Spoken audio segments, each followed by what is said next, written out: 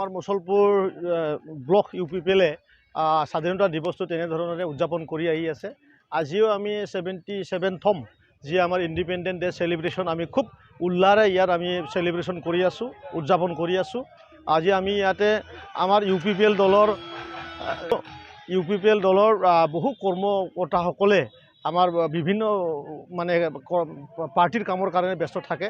ইয়াৰ কাৰণে আমি প্ৰেছাৰ আৰু চুগাৰ তেনেধৰণৰ চেকআপ আমি ইয়াত আজি ৰাখিছোঁ আৰু লগতে ফুটবল মেটচ আমি ইয়াত ৰাখিছোঁ।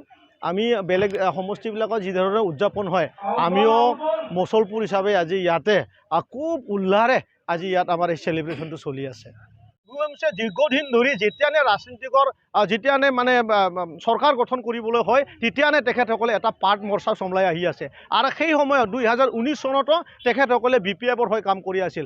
আজিও তেখেতসকলে BPFক আকৌ চৰকাৰ কৰাৰ কাৰণে তেখেতসকলে আকৌ পুৰণাই এই যোনটো তেখেতসকলে লিখি 2019ৰ 2 অক্টোবৰ দিনাখন যি কলা ইতিহাস এই মুছলমান সমাজক বা কেইটামান বড়ো মানুহ বা কেইটামান ৰাজবংশী মানুহক এই অঞ্চলৰ পৰা পঠাই দিয়া যি নাটক এটা ৰচিছিল তেখেতসকল অকল সব মিলি পেলাই কৰিছে।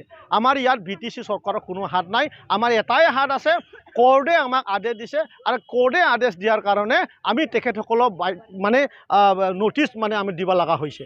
তাৰপিছত যিখিনি প্ৰক্ৰিয়া আছে আমাৰ BTR প্ৰধান ডাঙৰীয়াই আছে, তেখেতে কৈছে যে কোনো মানুহে BTCৰ পৰা যাব নালাগে। ধন্যবাদ। প্ৰথমতেতো এটাই কথা ক'ম, এইটো লৈ পেলাই কোনো শংকা হ'বলগীয়া কথা নাই। আৰু এই যে মানে এটা এই BTR অঞ্চলত যেনেকুৱা এটা ভয়ৰ এটা আতংক এটা সৃষ্টি কৰিছে AVMSU আৰু BPFে মিলি পেলাই, সেইটো খুব নিন্দনীয়।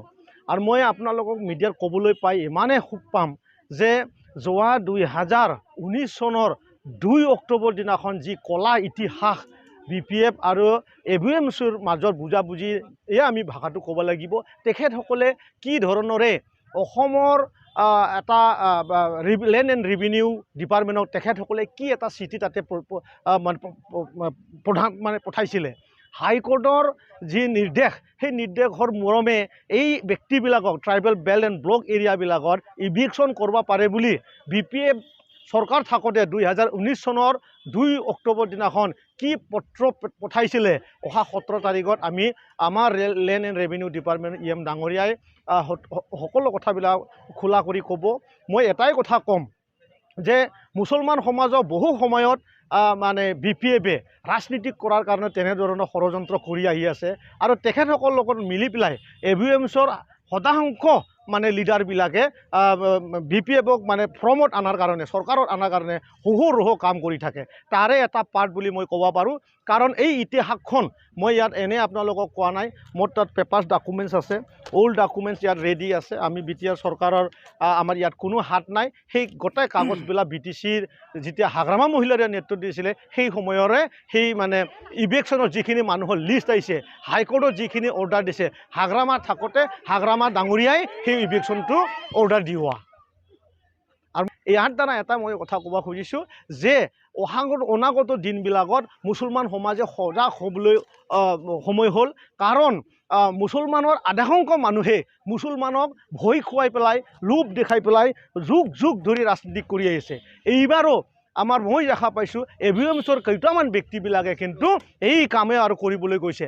যদি তেনেকুৱা নাছিলে 2019 চনত তেখেতসকলে BPF চৰকাৰৰ লগত মিলি কাম কৰি আছিলে, সেই সময়ত তেখেতসকলে কিয় মানে এই যে চিঠি আমাৰ যে এইখিনি মানুহটো ইভিকশ্যন কৰিব লাগে বুলি হাগ্ৰামাৰ চৰকাৰে যে কোৰ্টত পঠাই দিলে সেই কাগজখন তেখেতসকলে কিয় ৰোধ নকৰিলে? মোৰ প্ৰশ্নটো তেখেতসকলে সেইটো উত্তৰটো দিয়ক।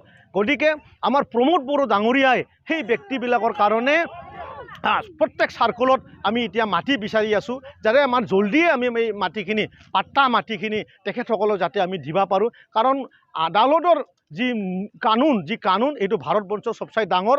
অলৰেডি হাইকোৰ্টে আমাৰ BTC চৰকাৰক নিৰ্দেশ দিছে আৰু সেই মৰমে আমাৰ বিষয়া আমলাবিলাকে আমাৰ মানে এই ব্যক্তিবিলাকক নটিচ দিয়া হৈছে। এতিয়া কথাটো হ'ল আমি কোনো এজন মানুহকো BTCৰ পৰা আমি যাবলৈ নিদিওঁ। কোনো মুছলমান এজন মানুহকো আমি আমাৰ BTCৰ মুছলমানসকলক আমি যাবলৈ নিদিওঁ। আমি বৰঞ্চ পাত্তা দিয়াৰ কাম আমি তীব্ৰৰে কৰি আছোঁ। ইভিকশ্যনৰ আগে যাতে আমি পাত্তা দিব পাৰোঁ তাৰ কাম কৰি আছোঁ। কিন্তু মই ধিক্কাৰো দিছোঁ সেই লিডাৰবিলাকক, যি মুছলমান লিডাৰবিলাকে তেনেধৰণৰ নিজৰে মানুহবিলাকক ৰাজনীতিকৰ মেৰ পেছত পেলাই সঘনে মানে কষ্ট দি আহিছে মই ধিক্কাৰ দিছোঁ তেখেতসকলক আৰু তেখেতসকলক চিনাক্ত কৰাৰ সময়টো আহিল তেখেতসকলকে উল্টাকে ইভেকশ্যন কৰি পেলাই কিন্তু আমি BTR পৰা বাহিৰত পঠাব লগা দিনটো আহিল ধন্যবাদ